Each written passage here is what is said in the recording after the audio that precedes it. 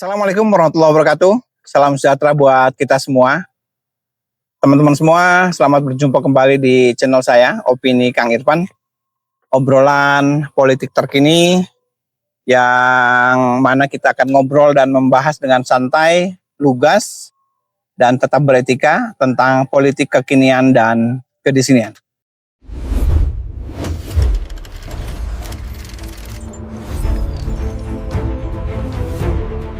Teman-teman, beberapa hari ini jagat maya itu ramai membicarakan mengenai serangan dramatis Amerika terhadap Venezuela. Di mana kita tahu Venezuela adalah negara yang berdaulat penuh, bukan negara boneka. Dan suka atau tidak suka, Presiden Nicolas Maduro adalah dipilih oleh rakyatnya. Jadi dia sebuah negara berdaulat penuh. Namun yang terjadi adalah pada tanggal 3 Januari ya 2026, tepatnya adalah sekitar 2 hari setelah Donald Trump menyampaikan resolusi tahun 2026 kepada media. Ya, kita tahu bahwa pada malam tahun baru ya di sebuah resort Mar-a-Lago di Florida, Donald Trump menyampaikan resolusinya bahwa 2026 adalah peace of earth atau perdamaian di dunia. Dan dia berharap bahwa 2026 adalah menjadi tahun yang luar biasa untuk Amerika, di mana dia mencanangkan tahun perdamaian. Namun apa yang terjadi? 2 hari setelah Donald Trump menyatakan peace of earth, ya, sekitar Sabtu dini hari ya pukul 2 waktu setempat, terjadi sebuah kisah dramatis. Amerika melakukan serangan terhadap Venezuela. Tentu Amerika didukung oleh militernya, pasukan elit Delta Force. Mereka melakukan operasi serangan udara, serangan darat, dan berhasil menculik Presiden Nicolas Maduro beserta istrinya Celia Flores. Nah, kita tahu Venezuela adalah negara yang berdaulat penuh. Dan Presiden Nicolas Maduro, suka atau tidak suka, dia adalah presiden yang sudah disahkan oleh aturan perundang-undangan di negara Venezuela. Namun, kita tahu kalau untuk Amerika, ya semuanya seolah-olah bisa kesannya boleh. Ya Amerika, ya kalau Amerika ini baru nggak boleh. Kalau Amerika itu semuanya kesannya adalah boleh. Nah, kita akan coba membahas fenomena serangan Amerika terhadap Venezuela ini dalam perspektif komunikasi politik, tepatnya adalah dalam perspektif dramaturgi ya, Evan Goffman. Dalam dramaturgi, itu realitas sosial itu difahami sebagai sebuah pertunjukan atau performance di mana aktor memainkan peran, mengelola kesan, tampil di panggung depan, namun ia menyembunyikan strategi dan maksud di panggung belakang. Nah, dalam kasus Venezuela, ya kita melihatnya adalah ini adalah bukan sekedar konflik geopolitik, melainkan juga drama kekuasaan internasional yang dipentaskan untuk audiens global. Ya. Analisis kasus penculikan Presiden Venezuela yang Nicolas Maduro oleh Amerika ini di bawah kepemimpinan Donald Trump, kita akan membahasnya, mengkajinya dalam kacamata teori dramaturgi Erving Goffman. Di mana dalam teori ini, kehidupan sosial atau realitas sosial adalah hanya panggung sandiwara. Dan terbagi ke dalam 3 bagian. Ada namanya front stage, ada panggung depan, ada backstage, panggung belakang, dan ada yang disebut dengan istilahnya adalah impression management atau manajemen kesan. Mari kita simak analisanya. Nah, kita akan membagi kasus Venezuela atau serangan Amerika terhadap Venezuela, sebuah negara berdaulat penuh, diserang dan diculik presidennya beserta istrinya dan dibunuh beberapa tentaranya dalam perspektif panggung depan. Ya. Dalam panggung depan itu adalah apa yang ditampilkan ke publik, apa yang dimunculkan ke publik. Jadi istilahnya adalah membangun persepsinya itu adalah yang tampil dilihat oleh publik. Nah, dalam konteks serangan Amerika terhadap Venezuela ini, Amerika menggunakan pretext legal ya sebagai skenario utamanya. Mereka membangun 3 hal. Yang pertama adalah membangun narasi hukum bahwa Amerika melalui Departemen Kehakiman dan DEA sebagai sebuah otoritas anti narkoba itu membangun narasi bahwa Maduro dan istrinya terlibat dalam serangan disebut dengan terorisme dari narkotika terorisme atau perdagangan narkotika yang merusak generasi muda Amerika. Itu adalah di panggung depannya. Jadi sehingga Maduro adalah layak untuk diculik karena dia adalah narkoterorisme. Itu di panggung depan yang pertama. Panggung depan yang kedua, kita tahu bahwa Amerika dan beberapa negara Eropa itu dia memainkan peran sebagai polisi dunia.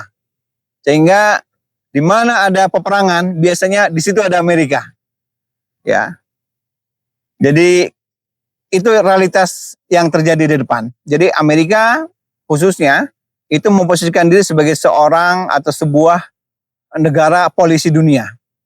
Di mana ia membawa dakwaan hukum dan melakukan aksi militer melalui pasukan elit Delta Force ke negara Venezuela, itu adalah bukan invasi antar negara, melainkan sebagai penjemputan terdakwa, ya, atau penegakan hukum terhadap penjahat. Waduh, saya makin kelihatan gelap nih. Karena cuaca semakin panas ya. Saya berada di satu area namanya Lingkung Gunung Adventure Camp. Ini di atas ketinggian 850 meter. Ini cuaca agak panas, tapi tetap terlihat ya. Oke. Jadi yang pertama adalah, panggung depannya adalah narasi hukum. Ya, bahwa Amerika melalui Departemen Kehakiman dan Otoritas Anti Narkoba atau DEA serta Pengadilan New York itu membangun narasi bahwa Maduro dan istrinya terlibat dalam narkoterorisme sehingga dia adalah layak untuk ditangkap. Yang kedua, Amerika memperankan diri sebagai polisi dunia, di mana dia membawa dakwaan hukum dan menggunakan kekuatan militer melalui pasukan elit Delta Force yang konon kabarnya didukung oleh lebih dari 150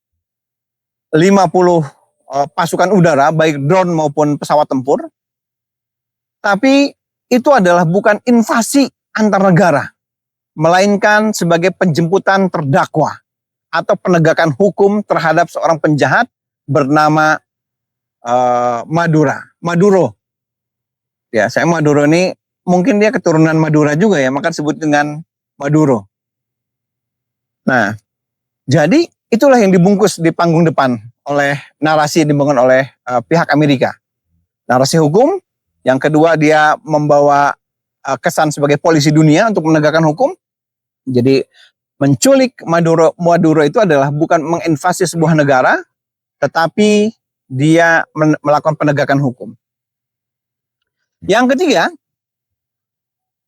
itu di panggung depan kita melihat bahwa ada Donald Trump ingin dicitrakan sebagai seorang pahlawan dunia. Ya, kalau dalam film Hollywood itu Donald Trump memposisikan diri sebagai aktor koboi, aktor heroik, atau tokoh pembela dunia yang dia bisa menyelesaikan secara cepat peradaban dunia. Jadi citra pahlawan ini adalah World of Peace versi Donald Trump adalah ya ditampilkan dalam konteks invasi Amerika atau serangan Amerika terhadap Venezuela ini. Itu adalah yang tampil di depan. Narasi hukum sebagai polisi dunia dan Donald Trump diceritakan sebagai pahlawan. Yang kedua, mari kita lihat di panggung belakang. Apa yang terjadi di panggung belakang? Teman-teman sekalian, kita tahu bahwa beberapa saat sebelum terjadi invasi Amerika terhadap Venezuela, sebelum saudara Maduro dan istrinya itu ditangkap, itu Maduro pernah bikin vlog. Kurang lebih isinya adalah, wahai Amerika, kalau Anda mau minyak saya, Anda nggak apa-apa ke sini investasi. Chevron, Caltex, Conoco, silakan Anda masuk dengan investasi. Tidak bisa menguasai begitu aja. Nah, jadi yang disampaikan oleh Maduro adalah tawaran kerjasama untuk konteks penguasaan minyak. Mari kita lihat konteks ini dari sisi panggung belakang atau backstage. Setelah kita ngelihat dari panggung depan, di dalamnya ada narasi hukum, Amerika sebagai polisi dunia dan citra pahlawan Donald Trump. Di panggung belakangnya kita melihat ada 3 hal yang pertama setidaknya. Yang pertama adalah kepentingan geopolitik dan ekonomi. Karena kita tahu di balik narasi narkotika terdapat kepentingan besar atau cadangan minyak Venezuela yang merupakan cadangan minyak terbesar di dunia selain dari Timur Tengah. Dan Trump secara terbuka menyebutkan soal minyak dalam konferensi persnya. Ditambah pula ada statement dari Maduro dalam vlognya di awal beberapa waktu sebelum kejadian adalah dia menawarkan kepada Amerika untuk kalau ingin minyak ya Anda investasi gitu. Artinya ini ada kepentingan geopolitik dan ekonomi. Ada udang di balik terigu dari kasus invasi Amerika terhadap Venezuela. Dari kasus penculikan Presiden Maduro oleh tentara Delta Force Amerika. Jadi kita melihatnya di panggung belakang ada kepentingan geopolitik dan ekonomi. Yang kedua, tentu di backstage atau di panggung belakang, saya melihat bahwa ada kerjasama atau keterlibatan orang dalam ya. Analis saya melihat dari dramatisnya hanya dalam kurang lebih dari ada yang mengatakan adalah sekitar 1 jam sampai 2 jam operasi berjalan sukses, dibom, diambil, terbangan ke New York itu dalam waktu sangat cepat.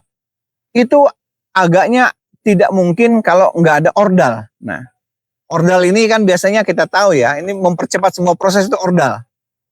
Di sebuah negara Konoha juga ada orang ingin jadi wapres, umurnya nggak cukup, dirubah undang-undangnya oleh siapa? Oleh ordal. Nah, ordal ini ternyata ada di mana-mana. Nah, dalam konteks Amerika yang menginvasi atau menyerang Venezuela juga, saya melihatnya Amerika ada kerjasama atau keterlibatan ordal. Kenapa seperti itu? Analisa ini menunjukkan adanya persiapan yang matang berbulan-bulan yang melibatkan tokoh internal. Bisa saja tokoh internal itu adalah wakil presiden Venezuela. Jadi kalau presidennya tertangkap biasanya wakilnya jadi presiden. Kalau itu di mana-mana. Kalau bupati tertangkap, yang jadi bupati nanti wakil bupati.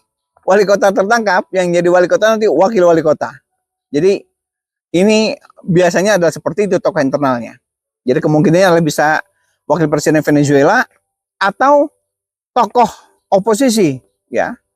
Yang selama ini banyak berkomunikasi dengan Kementerian Luar Negeri Amerika ya. Tokoh oposisinya adalah Marco Rubio. Nah, jadi kemungkinan apakah Marco Rubio atau wakil presiden Venezuela. Itu ada kerjasama ordal karena begitu rapihnya. Kalau nggak ada ordal itu agak sulit walaupun Amerika telah merencanakan ini berbulan-bulan. Bahkan Amerika telah membuat miniatur istana Presiden Monroe di satu tempat di mana pasukan Delta Force itu sudah latihan berbulan-bulan untuk melihat presisi penyerangan. Nah, tetapi kalau yang presisi itu kan hanya akan lebih presisi kalau informasi dari ordal. Ini Maduro ngapain aja, kapan dia tidurnya, kapan dia keluar rumahnya, berapa orang penjaganya. Itu kan biasanya informasi dari ordal itu lebih dominan ya, ada kerjasama dengan orang dalam. Yang ketiga, kita mengenal di panggung ya ada namanya doktrin Monroe. Di mana dalam doktrin Monroe ini adalah Amerika berusaha menjaga halaman belakangnya. Ya, dari pengaruh-pengaruh asing. Dan Kuba, Venezuela, Meksiko adalah negara-negara di halaman belakang Amerika. Dan kita tahu bahwa Presiden Trump pernah mengatakan selain Venezuela, ada kemungkinan besar dia juga melakukan hal yang sama terhadap beberapa negara. Di antaranya adalah Kuba, kemudian adalah Iran, kemudian adalah Greenland ya di Denmark, dan beberapa negara lainnya. Jadi negara-negara yang relatif dia punya potensi sumber daya tetapi berdekatan dengan Amerika, nah hati-hati, negara-negara itu adalah kemungkinan akan diinvasi. Kalau dengan Iran itu terkaitnya adalah konteks nuklir. Nah itu adalah yang panggung belakang yang saya lihat dalam konteks invasi atau penyerangan Amerika terhadap Venezuela. Jadi ada kepentingan geopolitik dan ekonomi, ada kerjasama dengan orang dalam, ada doktrin Monroe. Ya. Nah, yang ketiga, selain front stage, backstage, ada namanya dalam dramaturgi ini adalah impression management atau manajemen kesan ya. Teman-teman, dalam konteks invasi ini Amerika berusaha mengelola kesan bahwa tindakan yang dilakukan oleh Amerika adalah bukan pelanggaran kedaulatan. Ya, tetapi melainkan adalah momentum baru untuk perbaikan. Bahwa Venezuela adalah negara yang dinarasikan adalah negara gagal. Rezim Maduro ini telah gagal dan membuat ekonomi Venezuela hancur dan berlumuran darah. Maka kegiatan intervensi Amerika terhadap Venezuela adalah dalam rangka menyelamatkan rakyat Venezuela. Itu impression manajemennya. Ya. Padahal kalau orang bersalah itu kan harusnya dibuktikan di pengadilan, bukan dibuktikan oleh narasi. Jadi ada impression manajemennya adalah justifikasi negara gagal, ya, bahwa Maduro telah gagal memimpin negaranya. Yang kedua adalah kontras gaya kepemimpinan, di mana narasi impression management atau manajemen kesan yang dibuat dalam kasus ini adalah Maduro sebagai seorang diktator sosialis itu gagal memimpin, memajukan negara seperti Venezuela dibandingkan dengan negara-negara lain. Karenanya, tapi Maduro ini kuat. Nah, untuk menolong rakyat Venezuela, maka Amerika membantu melalui kekuatan militer adalah dalam rangka itu adalah satu-satunya opsi untuk menyelamatkan Venezuela. Nah, itu adalah manajemen kesan yang muncul dari kasus ini. Jadi teman-teman, untuk sekali lagi bahwa untuk kasus penyerangan Amerika terhadap Venezuela ini, ya kita melihatnya ada panggung depannya adalah ada narasi hukum, kemudian peran Amerika sebagai polisi dunia dan pencitraan Donald Trump sebagai pahlawan, word of peace ala Trump.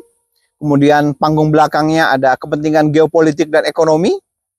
Kemudian ada kerjasama dengan orang dalam dan ada doktrin Monroe di mana Amerika menjaga halaman belakangnya. Dan terakhir adalah manajemen kesannya atau impression manajemennya adalah ada justifikasi negara gagal dan kontras gaya kepemimpinan. Di mana Maduro adalah sebagai sebuah rezim kuat yang sudah menyengsarakan rakyat dan Amerika datang untuk membantu Venezuela.